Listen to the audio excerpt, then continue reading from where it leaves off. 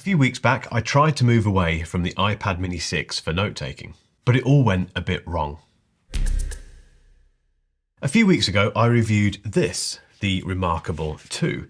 It's a note-taking device, basically, a bit like a Kindle that you can write on, and I just wanted to see if it could tear me away from my beloved iPad mini 6. But I also wanted to see what you lot thought about it, and oh dear. Rarely have I seen a product receive quite so many negative comments as the Remarkable 2. They went on and on and on. And in fact, you had to search really hard to find a favourable comment about this tablet. And that is thanks to a ridiculously expensive and mean subscription pricing model and a price which puts it squarely in line with a lot of the iPad lineup. It's what makes, unfortunately, the Remarkable 2 a huge miss. Incidentally, I have asked Remarkable to offer a comment based on the negative feedback on that video. They have said they'll look into it. I've not heard back yet. When I do, I'll let you know. But I am genuinely disappointed with this device because it's a wonderful piece of kit. It's just too expensive, which brings me back to the iPad mini 6, complete with the Apple Pencil 2. So these are the reasons I've returned to the iPad mini, and also one thing I think it is sorely missing.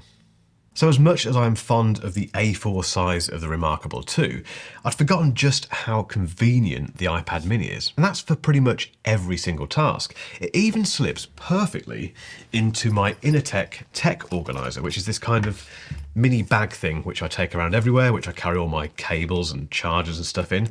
But also I can put this in it. So if I open the Innertech case, I'll put a link in the description to this, by the way, I can grab my iPad mini 6, complete with the pencil attached, and just place it in there, zip it up, done. It's such a great, convenient little thing to carry around. But it's also a full-on iPad too, obviously, and some of the stuff you can do with the iPad mini absolutely beggars belief, as I'll show you in a moment. But the size and form factor, if I just get it back out of here, is what pretty much brought me back to the iPad mini. It's the cutest, smallest, most functional thing ever, and as I've always said, for that reason it's perfect for taking notes on, but also for doing all your kind of normal iPad stuff on. What's more, and if you're careful, you can add to the iPad mini 6 without bulking it up too much, which is quite unusual for an iPad. It's very easy with iPads to keep adding big cases and stuff and making them too heavy. But for instance, if you use the Apple Folio case, which I have here, which attaches via magnets,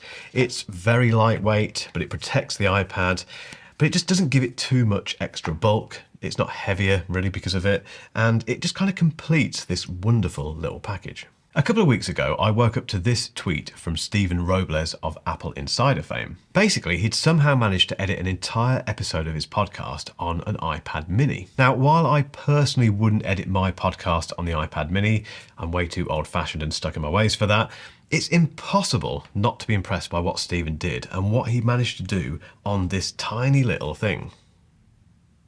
I've often bemoaned the lack of advancement from Apple when it comes to actually making use of the M1 chip it keeps putting into things like the iPad Air 5 and the iPad Pro. And I think the iPad mini neatly illustrates my point. You see, Apple's tiniest iPad uses the exact same A15 Bionic chip that you can find in the iPhone 13. And it clearly offers more power than most normal users will ever need. I mean, if Stephen's podcast editing antics are anything to go by, there's so much power in this thing that most people won't even touch. But that is part of the reason I switched back from the Remarkable 2 to the iPad mini. I missed the fact that there's all that performance headroom where you know that this little device you're using can do so much more than you give it credit for. Earlier this year, I finally gave Paperlike a try and it completely transformed my iPad mini experience. I've never really been one for screen protectors, but the Paperlike goes far beyond that duty. It adds this kind of extremely satisfying layer of resistance to the iPad screen, which, you guessed it, makes it feel more like paper. Now, the Remarkable 2 arguably offers a slightly more paperish feel than Paperlike, but that is to be expected. The screen on this thing, I should get it out really, the screen on this is, like I mentioned before, a bit like a Kindle, but it's got this coating basically, which makes it feel very, very much like paper. But it has to lean into that role because that pretty much is its only role.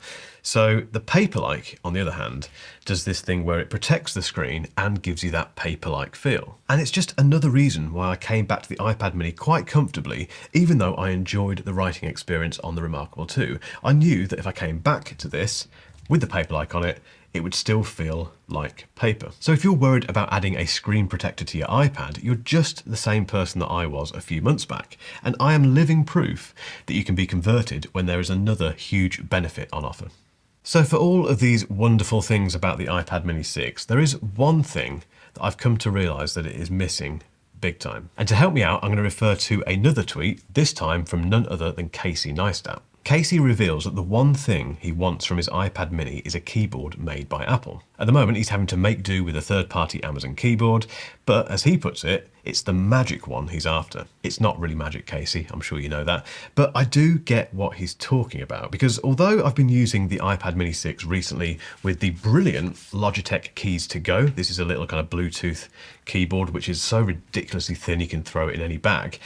Although I've been using this in combination with the fantastic Benx Infinity stand, I'll leave links to both of those in the description, nothing quite beats the convenience, the feel, and just the ease of a Apple Magic Keyboard. I've used the Magic Keyboard on my iPad Air for a long time now. It's just superb. Makes the whole thing a bit heavy, but you kind of forgo that because of the lack of Bluetooth issues, and it does look quite nice as well. In fact, the only reason I have the Keys to Go is because Apple doesn't make a Magic Keyboard for the iPad mini. And while adding a physical keyboard to such a small tablet might seem like a strange request, there's a compelling reason for it, in my opinion. Now, I'm not looking to write a novel on the iPad mini. In fact, I barely use it to write my blog posts.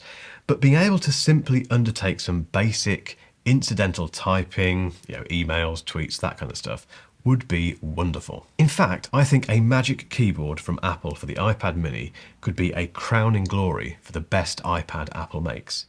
Do you agree?